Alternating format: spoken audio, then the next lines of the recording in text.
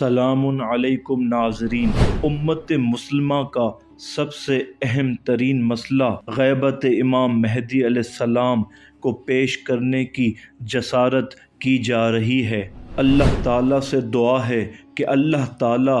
مجھے مکمل طور پر بیان کرنے کی توفیق عطا فرمائے اور استقامت عطا فرمائے۔ آئیے آغاز کرتے ہیں۔ امام کے معصوم ہونے کی ضرورت۔ سورہ بقرہ آیت نمبر 44 میں اللہ تعالیٰ نے فرمایا، اور جب تیرے پروردگار نے ملائکہ سے کہا، بے شک میں زمین پر خلیفہ قرار دینے والا ہوں، کہ معنی یہ بھی ہیں کہ اللہ تعالیٰ کسی کو اپنا خلیفہ نہیں بناتا مگر اس کو جس کے باطن اور ظاہر میں طہارت اور پاکیزگی ہو، تاکہ وہ خیانت سے دور رہے۔ کیونکہ اگر کسی ایسے کا انتخاب کرے جس کا اندرون پاک اور طاہر نہ ہو تو اس نے نعوذ باللہ اپنی مخلوقات کے ساتھ خیانت کی۔ جیسے اگر کوئی دلالی کرنے والا کسی تاجر کو کلی دے دے اور کلی اس کے ساتھ خیانت کرے تو اس صورتحال میں دلالی کرنے والا خائن ہوگا۔ پس کیسے ممکن ہے کہ اللہ تعالیٰ خیانت کرے جبکہ اس کا ارشاد ہے اور اس کا قول حق ہے؟ بے شک اللہ خیانت کرنے والوں کے مکر کو چلنے نہیں دیتا۔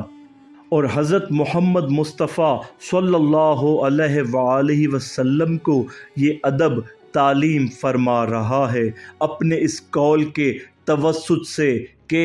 اور دغا بازوں کی حمایت میں کبھی بحث نہ کرنا۔ پس کیوں کر اور کیسے ممکن ہے کہ وہ اس کام کو کر ڈالے جسے خود نہیں کرتا ہے، جبکہ اس نے یہود کو ان کے نفاق کے سبب برا بھلا کہا ہے اور ارشاد فرمایا ہے، کیا تم لوگوں کو نیکی کا حکم دیتے ہو اور اپنے نفسوں کو بھلا دیتے ہو جبکہ تم کتاب کی تلاوت کرتے ہو؟ کیا عقل سے کام نہیں لیتے؟ اور اللہ تعالیٰ کے قول، اور جب تمہارے پروردگار نے ملائکہ سے کہا، میں زمین پر خلیفہ قرار دینے والا ہوں، میں غیبت امام علیہ السلام کے بارے میں ایک محکم دلیل ہے، اور وہ یہ کہ جب اللہ تعالیٰ نے فرمایا میں زمین پر خلیفہ قرار دینے والا ہوں، اس کلام کے ساتھ ایک چیز کو واجب قرار دیا، اور وہ یہ ہے کہ سب کے سب اس کی اطاعت کے معتقد ہو جائیں۔ اور دشمن خدا شیطان نے اس لفظ سے نفاق کو اپنے دل میں جگہ دی اور اسے پوشیدہ رکھا، یہاں تک کہ اسی کی وجہ سے وہ منافق بن گیا تھا، اور یہ تھا کہ جب بھی اس کی اطاعت کرنے کا حکم دیا جائے میں اس کی مخالفت کروں گا۔ بس اس کا نفاق بدترین نفاق تھا، کیونکہ وہ پیٹھ پیچھے کا نفاق تھا۔ اس بنا پر وہ تمام منافقین میں سب سے زیادہ ذلیل و خوار ہو گیا۔ اور جب اللہ تعالیٰ نے اپنے ملائکہ کو اس خلافت قائم کرنے کے بارے میں بتایا تو ان کے دلوں میں اس کی اطاعت پر اعتقاد تھا، اور وہ اس کے مشتاق تھے اور اسی کو اپنے دل میں پنہاں کیے ہوئے تھے، بالکل اس چیز کے متضاد جو شیطان اپنے دل میں چھپائے ہوئے تھا۔ اس بنا پر ملائکہ کے رتبے اور درجات میں 10 گنا اضافہ ہو گیا تھا، جتنا دشمن خدا کو ذلت و حقارت کی مذلت سے دوچار ہونا پڑا۔ پس پیٹھ پیچھے کی اطاعت اور اتباع زیادہ ثواب اور مدح و تعریف کا باعث ہے، کیونکہ ایسی اطاعت شبہ اور مغالطہ سے دور ہوتی ہے۔ اور اسی لیے حضرت محمد صلی اللہ علیہ وآلہ وسلم سے روایت ہے کہ آپ نے فرمایا،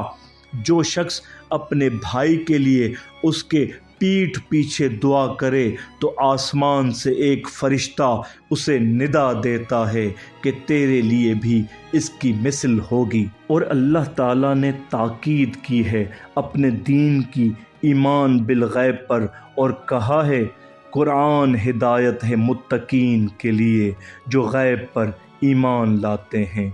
پس غیب پر ایمان لانا صاحب ایمان کے لیے عظیم ترین ثواب کا باعث ہے، کیونکہ ایسا ایمان ہر قسم کے عیب و شک و شبہ سے خالی ہے، اس لیے کہ خلیفہ کی بیعت اس وقت جب وہ سامنے ہو تو بیعت کرنے والے کے بارے میں یہ وہم و گمان ہوتا ہے کہ شاید یہ اس کی اطاعت کسی مفاد یا مال کی خاطر کر رہا ہے یا قتل وغیرہ کے خوف سے ایسا کر رہا ہے، جیسا کہ دنیا والے اپنے اپنے بادشاہوں کی اطاعت اسی بنا پر کرتے ہیں، جبکہ غیب پر ایمان لے آنا ان تمام باتوں سے محفوظ اور مبرہ ہے اور ان جیسے عیبوں سے پاک ہے۔ اور اس بات پر اللہ تعالیٰ کا یہ ارشاد دلالت کرتا ہے، پھر جب انہوں نے ہمارے عذاب کو دیکھا تو کہنے لگے کہ ہم خدائے واحد و یکتا پر ایمان لاتے ہیں اور ان سب چیزوں کا انکار کرتے ہیں جنہیں ہم اس کے ساتھ شریک ٹھہراتے تھے، پس ہمارا عذاب دیکھ لینے کے بعد ان کے ایمان نے انہیں کوئی فائدہ نہ پہنچایا۔ سورہ غافر آیت نمبر 84 اور 85۔ اور جب اطاعت گزار بندوں کو ایمان بالغیب حاصل ہو گیا تو اللہ تعالیٰ نے ملائکہ کو بھی ثواب سے محروم نہیں رکھا۔ روایت میں آیا ہے کہ فرشتوں سے اللہ تعالیٰ کا یہ کلام حضرت آدم علیہ السلام کی خلقت سے 700 سال پہلے ہوا تھا، اور اس مدت میں ملائکہ کو اطاعت کا ثواب اپنے اپنے حساب سے ملتا رہا، اور اگر کوئی شخص اس روایت کا اور اس میں مذکورہ مدت کا منکر ہو جائے تو اس صورت میں اس کے پاس اور کوئی چارہ نہیں ہے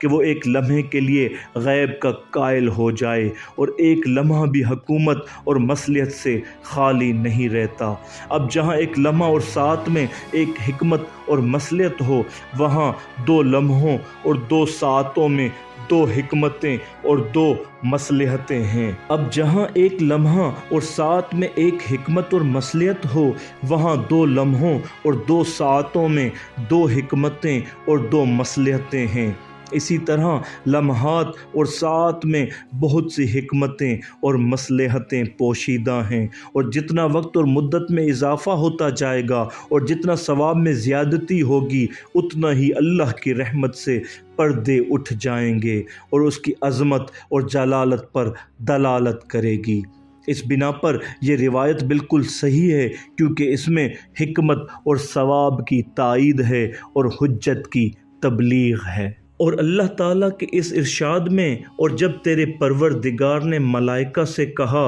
میں زمین پر خلیفہ قرار دینے والا ہوں، کئی پہلوؤں اور صورتوں سے امام کی غیبت پر دلائل موجود ہیں۔ ان میں سے ایک یہ ہے کہ وجود سے قبل کی غیبت اپنی نوعیت میں سب سے کامل غیبت ہے، کیونکہ ملائکہ نے اس سے قبل کسی خلیفہ کو نہیں دیکھا تھا، لیکن ہم نے بہت سے خلفاء کو دیکھا ہے جن کے بارے میں قرآن نے ہمیں بتایا اور روایات بھی متواتر ہیں، جس سے یہ مشاہدہ کی صورت میں پہنچ چکی ہے، اور ملائکہ نے ایک کو بھی نہیں دیکھا تھا، پس اس بنا پر اس وقت کو غیبت اپنی نوعیت میں سب سے اکمل و اعلیٰ تھی۔ دوسری بات یہ ہے کہ وہ غیبت اللہ ہی کی طرف سے تھی، اور موجودہ دور کی غیبت کا سبب اللہ کے دشمن ہیں۔ پس جب بھی اس نے اپنے کسی خلیفہ کو دنیا سے اٹھایا، اپنی مخلوقات کو اس کے بعد آنے والے خلیفہ کی پہچان ضرور کروائی، اور اس بات کی تصدیق اللہ تعالیٰ کے اس قول میں ہے کہ بھلا جو لوگ اپنے پروردگار کی طرف سے بینہ روشن دلیل رکھتے ہوں اور ایک گواہ اس کی جانب سے اس کے بعد آئے گا۔ سورہ ہود آیت نمبر 17۔ یہاں پروردگار کی طرف سے بینہ سے مراد حضور اکرم صلی اللہ علیہ وآلہ وسلم ہیں، اور وہ گواہ جو اس کے بعد آئے گا سے مراد امیر المومنین حضرت علی ابن ابی طالب علیہ السلام ہیں، اور اس کی دلیل اللہ عز و جل کا یہ ارشاد ہے کہ من قبلہ کتاب موسیٰ اماما و رحمہ، اور اس سے قبل موسیٰ کی کتاب امام اور رحمت ہے۔ سورہ ہود آیت نمبر 17۔ اور وہ کلام اور قول جو کتاب موسیٰ میں اس معنی پر مکمل طور پر بعین ہی دلالت کرتا ہے یہ ہے، اور ہم نے موسیٰ سے 30 رات کی میعاد مقرر کی اور 10 راتیں ملا کر اسے پورا کر دیا، اور اس کے پروردگار کی 40 رات کی میعاد پوری ہوئی۔ اور موسیٰ نے اپنے بھائی ہارون سے کہا، میرے بعد تم میری قوم میں میرے جانشین ہو، ان کی اصلاح کرتے رہنا اور شریروں کے راستے نہ چلنا۔ سورہ اعراف آیت نمبر 142۔